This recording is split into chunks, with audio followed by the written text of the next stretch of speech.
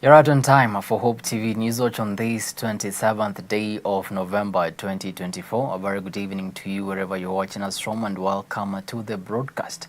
My name is Kimani, and signing for us tonight is Boniface Moridi.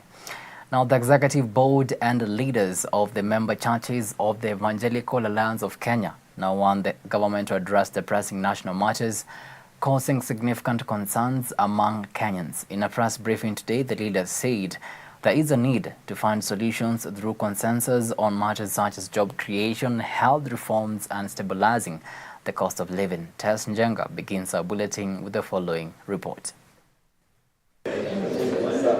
A section of religious leaders have continued to raise their concern over pressing national matters affecting Kenyans, calling on President William Ruto to address them. Addressing the press in Nairobi, the Evangelical Alliance of Kenya, led by their chair, Bishop Philip Kitoto, called on the government to restore the health system and fix the education systems in Kenya. The government should immediately work on the following: improve access to quality and affordable health care to our citizens. 2, involve all stakeholders in addressing health ecosystem on challenges of health services access for the country cannot mark time through lopsided legal frameworks and attaining universal healthcare coverage. The current universal education funding model is causing more pain to students, some of whom have dropped out of the much-needed education due to exorbitant fees and upkeep. The government must consider that without a working education ecosystem from primary to the university level, is one way of retrogression. On the economy, the leaders suggested the country should have a conversation on what needs to be done to address the economic pain people are feeling. To continue keeping the economy running, the government has resorted into more borrowing, putting more stress on the public debt. It is for this reason that as EAK, we call on a national strategy to be conducted, a forensic audit of our debt to cut out all odious debts and establish a return on investments for the huge public debt. They also called on the government to address the issue of corruption, which they said has become a culture and a disease that is killing development. We are witnessing corruption cases continue to drag in our courts, others getting dropped for lack of evidence, and other cases go uninvestigated. A case in point is the recent Adani-led contracts, which were defended vehemently by government officials against persistent public outcry, only for the president to cancel the contracts. We're here to ask how much will the public pay for these hurriedly conceptualized and executed contracts. Following the many challenges facing the country, EAK has recommended the country to have a national convention that will come up with solutions to address the challenges. The family of the Evangelical Alliance of Kenya wishes to call for a national convention for 2 or 3 days that shall be co-chaired by eminent Kenyans. The convention should focus on the country agreeing on the solutions and consensus on the above outlined matters of grave national concerns that we have captured so far. We believe that time has come for all Kenyans of goodwill to come together to defend our glorious nation from the many attacks and pressures that we are faced with. We propose that the National Restoration Convention, NRC, driven by faith community and funded by Kenyans themselves, should chart out the way forward. Reporting for Hope TV Newswatch, I'm Tess Njenga. Thank you so much, Tess, for that report. That story was produced by our very own Alice Diana. Now, the government has been challenged to provide evidence in court confirming the cancellation of the Adani deal. Senior counsel Kalonzo Musyoka, alongside lawyers Eugene Wamalo and Kibe Mungai, have told High Court Judge Bahati Mwamuye that recent developments require the state to clarify its position. Kalonzo says accountability is needed, adding that the matter involves serious corruption concerns. The case continues, with the court expected to address the petitioner's demands for clarity. I hereby order that 1. Pending the hearing and determination of the petitioner applicant's notice of motion application dated 12th October 2024, a conservatory order be and is hereby issued, restraining the respondents, jointly and severally, from entering into, approving, or furthering any concession agreement relating to the Jomo Kenyatta International Airport with the first and second respondents or their associated or related entities or any other party or entity. 2. Pending the hearing and determination of the application, a conservatory order be and is hereby issued, restraining the 11th and 12th respondents from taking over and operating the assets and business of the 7th respondent relating to Jomo Kenyatta International Airport. And we are saying, as you heard Councillor Kibe argue, we don't want people to cancel things and then leave Kenyans with huge burdens, paying compensation where it was not necessary. So we want this matter gone into in greater detail to even get to know who was paid what. It is very important because under the indictment in the United States, the amounts were elaborated, $265 million, and what was paid to Indian officials. We believe that a lot of money was paid to Kenyan officials here. They would not go away without us exposing them, so the country will get to know. We cannot deal with critical infrastructure like Jomo Kenyatta International Airport and have it, haphazardly handled. We're also saying, and we repeat, that we are not averse to foreign direct investment. Now, Prime Cabinet Secretary Musalia Mudavadi has emphasized on the importance of long-term collaboration in advancing health research, stating that Kenya is working to strengthen its health systems. Speaking during the 60th anniversary celebrations of the UK-based Wellcome Trust in Kenya, an organization focused on health research, Mudavadi highlighted the challenges faced by researchers and commended their dedication to improving lives through foundational research.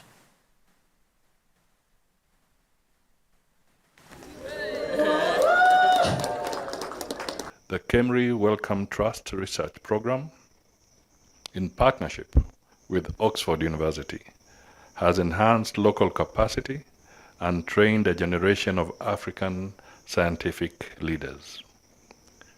Additionally, the partnership has driven groundbreaking research on malaria, HIV/AIDS, tuberculosis, and other infectious diseases, while developing lifelong saving interventions that have improved health outcomes in Kenya and beyond. Our partnership to raise climate and health on the international agenda is just one recent example of how we can work together to achieve shared goals, and we're grateful for the leadership that Kenya has shown on climate change. We're also proud about the positive impact that Wellcome has on the ground. The Institute in Kilifi, which employs over 800 people and gives some really high quality jobs in an area which really values and appreciates them, and has played a critical role in developing the careers of many Kenyan scientists by giving them more opportunities for international collaboration and exposure.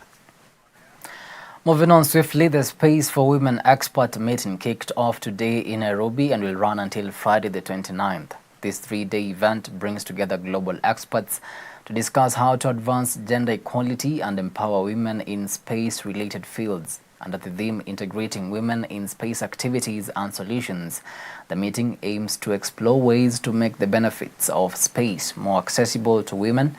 Our reporter Dolly Mwirigi has more on the story.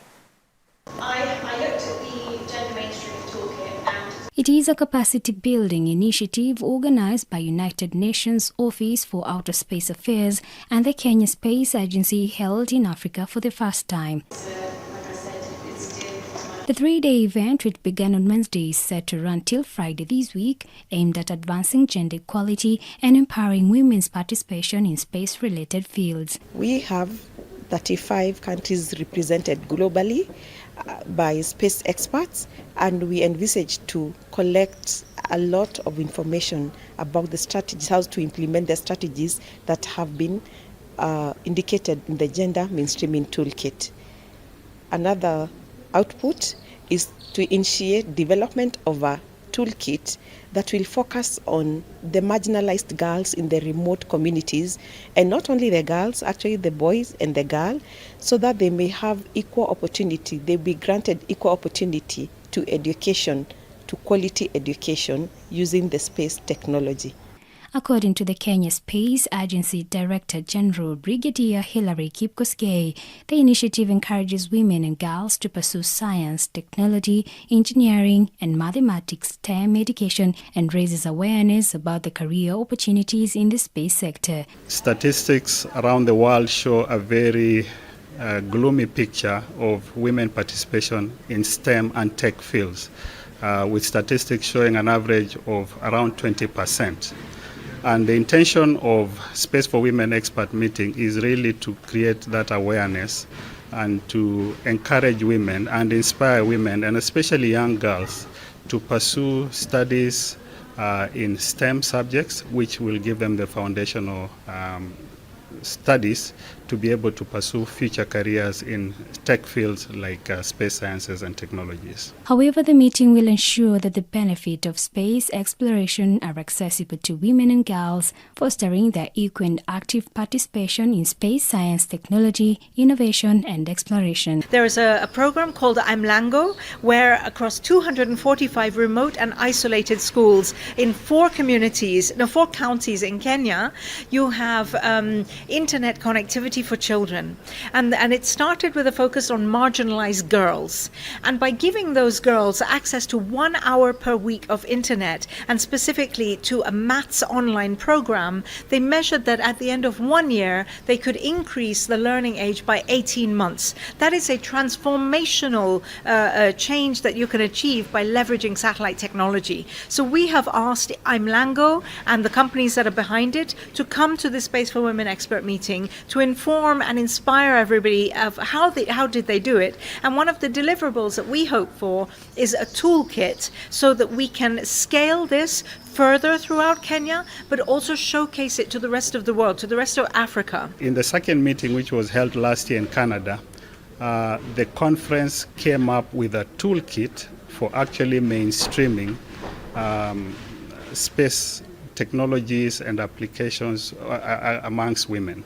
So in this particular conference, we are encouraging countries to actually implement the provisions and the strategies that are outlined in that gender mainstreaming toolkit.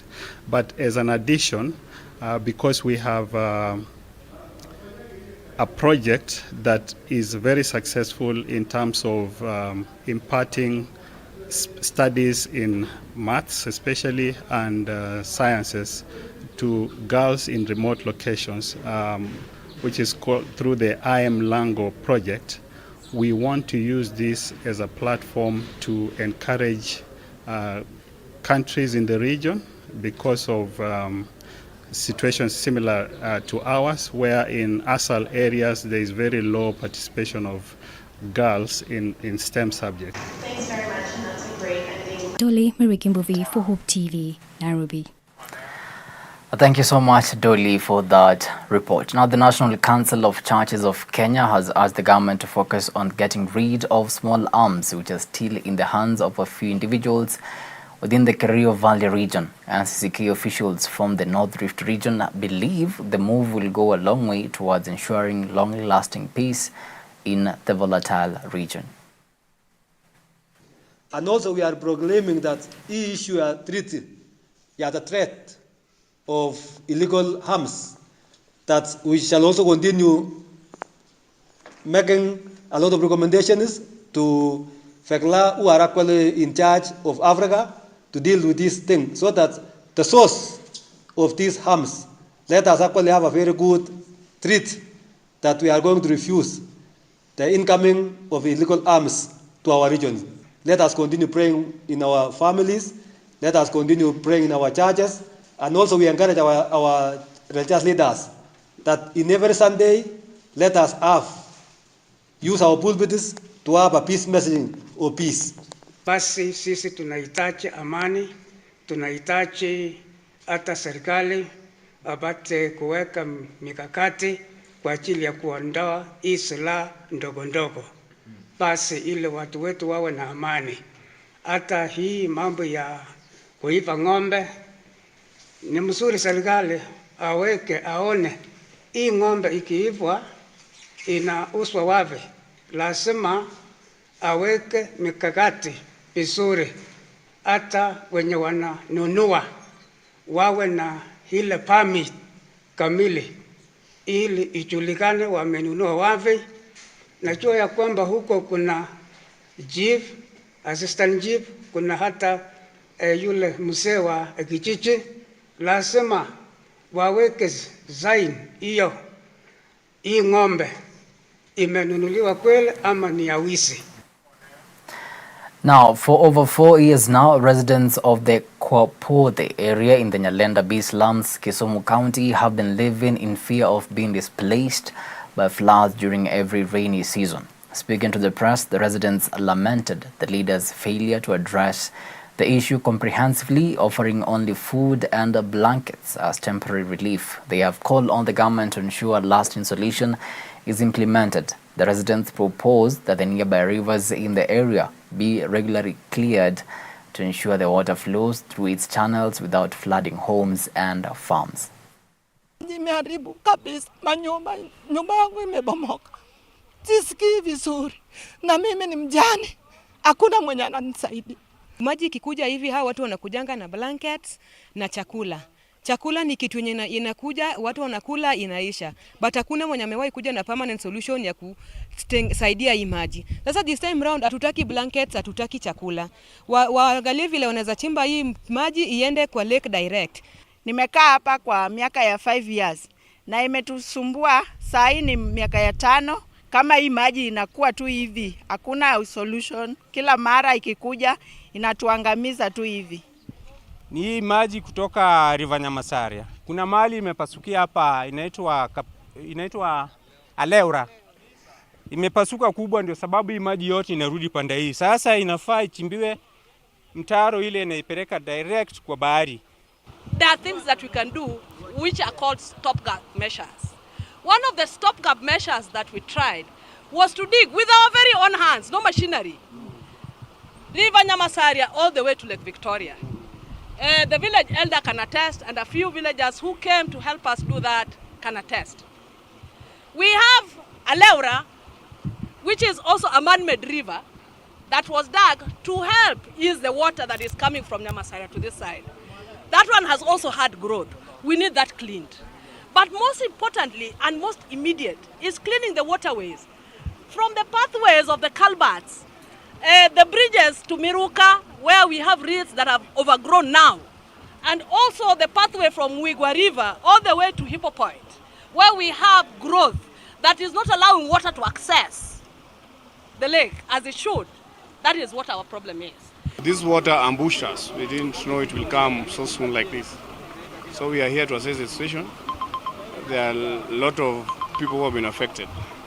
So the first announcement I'm making is, if you know your area is becoming overflooded, get to Nanga School so that we send our disaster team there. We are going to do medical, we are going to provide medical services. We are going to appeal to the community to bring food. And we are going to appeal for shelter, blankets and mattresses. Now, stakeholders from various sectors in Narok County have warned residents against discriminating against persons living with disabilities. Led by Narok County Commissioner Kipkech Lotiatia, the stakeholders have called for the inclusion of persons with physical challenges in both private and public sectors, emphasizing their role in contributing to national development. Shauri wale watoto wengi ambayo yuko manyumbani, ambayo saa ingine Maasai hatambui hiyo watoto kama ni mtu ya maana. Itaongea hiyo maneno baadaye kwa Kimasai. Lakini wacha niongee Kiswahili kushukuru serikali ya Narok. Ikiongozwa na commissioner ya Narok. Ikiongozwa na governor ya Narok. Kwa kuweka maanani walemavu katika wilaya ya Narok.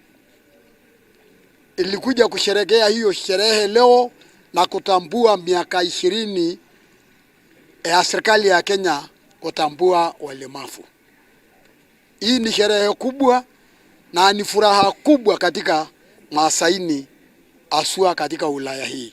Tumeweza kusherehekea miaka 20 tangu hii baraza la National Council for People with Disability ibuniwe, na this is 20th anniversary, na wenye wamefanya kukutana ama kuwa na hiyo conference ni wadau wote, council pia wakiwa National Council for Person with Disability na wakazi wa Narok na viongozi wa tabaka mbalimbali na wadau. Madhumuni ni kuweza kusherehekea siku tangu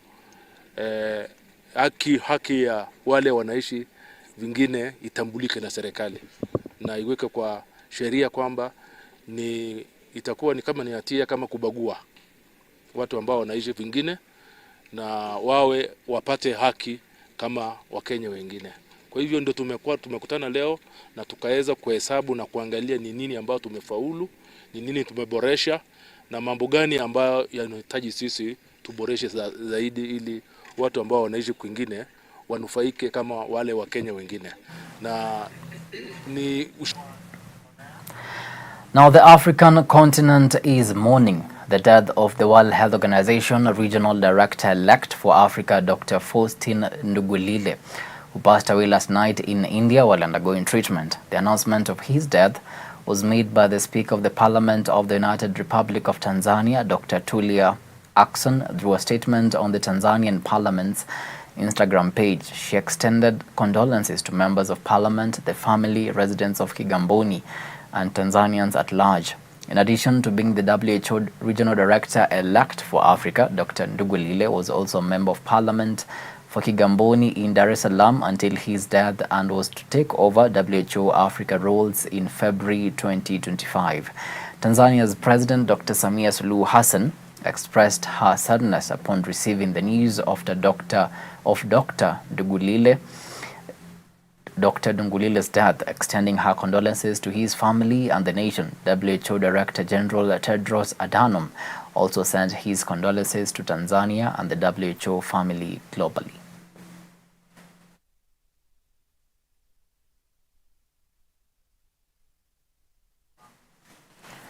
May his soul rest in peace. Now it's exactly 25 minutes past the top of the hour. Time now for a short break, but immediately after, I'll be back with the business and the sports news. Stick around.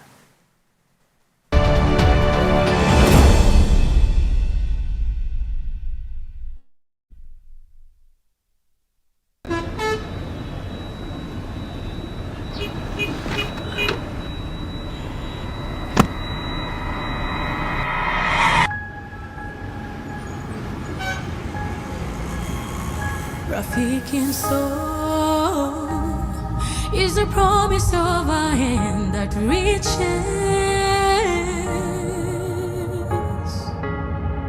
and goes beyond what angaza tumaini kote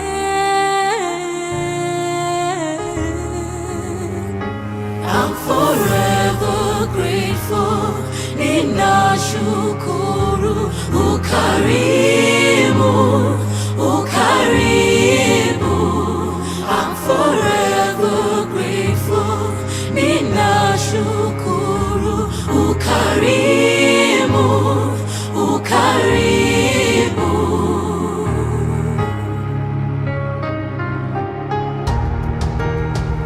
Rafiki soul is a promise of a hand that reaches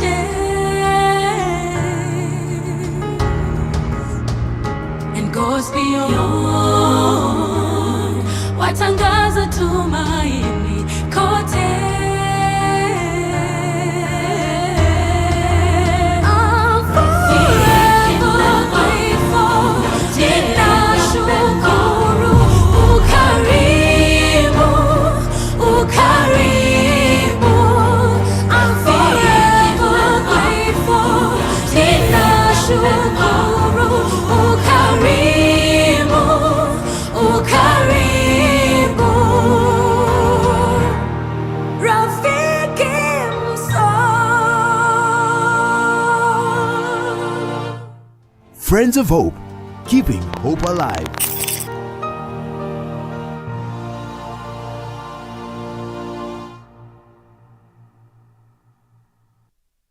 This week on Hope Devotion. And Paul says, when I was a child, I used to behave like a child, talk like a child, and think like a child. But when I grew up, I put the childish ways away.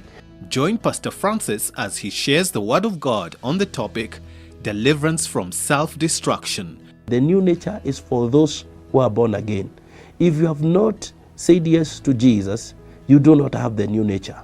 But for those who have the new nature, they have the life of God in them. They have this conflict because the new nature talks about God, the old nature talks about themselves. So God has condemned the sin in the flesh.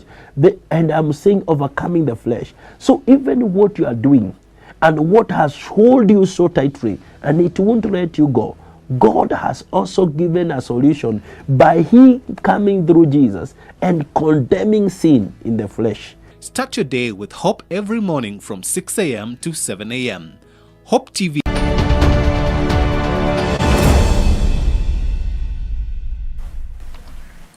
Welcome back. Now let's get down to business. Over 250 sub-sovereign government leaders from across Africa have met in Kisumu for the 4th edition of the African Sub-Sovereign Governments Network Conference. The event provides a platform for sub-sovereign leaders and businesses to discuss how their local governments can attract investments in the region in order to foster and accelerate inclusive growth and development.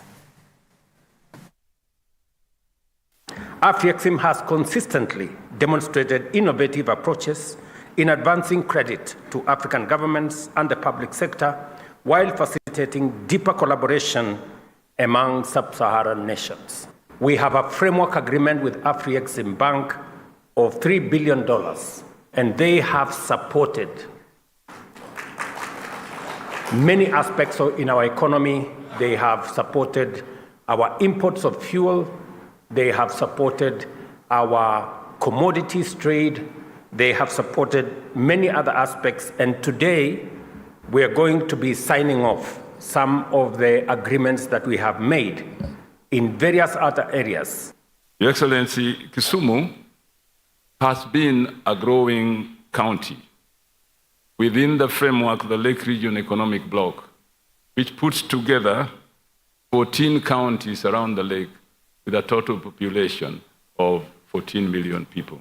The African Sub-Sovereign Government Network initiative thrives due to the concerted efforts and unwavering commitment of partners who recognize the tremendous potential of sub-sovereign governments as the engines for broad-based economic development that extends to the grassroots of our societies.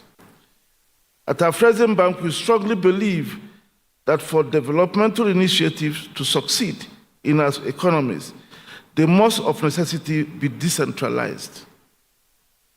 By leveraging the requisite financial resources and fostering partnerships, we aim to catalyze local community development and enhance coordination and collaboration among sub-sovereigns. Your unwavering support for this network is not merely for your individual development, it is for the collective advancement of our continent.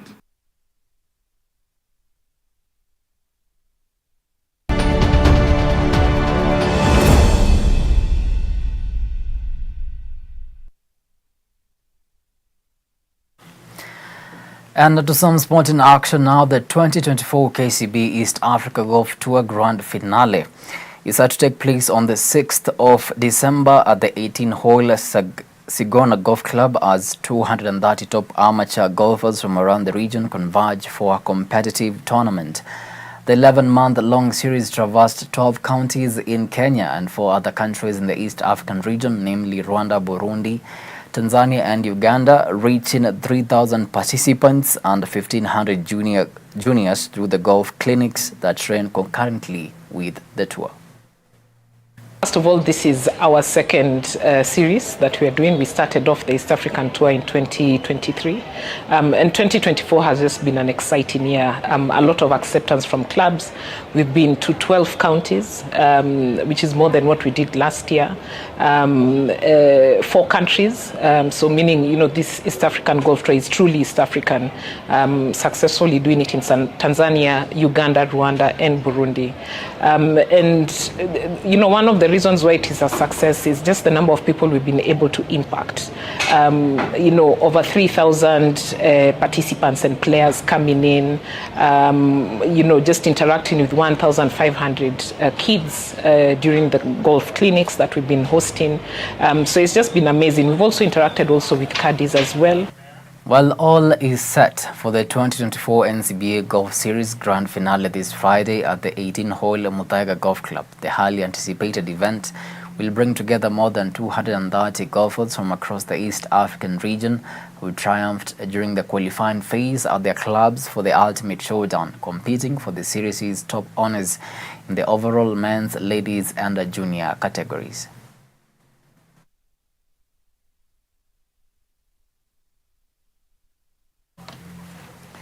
Well, with that, we come to the end of our news tonight. Many thanks to you for making time to watch Hope TV Newswatch. We really do appreciate the value of your time. On behalf of the amazing team that made this bulletin a success, have yourselves a blessed night. My good name is Kennedy Kimani, and signing for us tonight has been Boniface Moridi.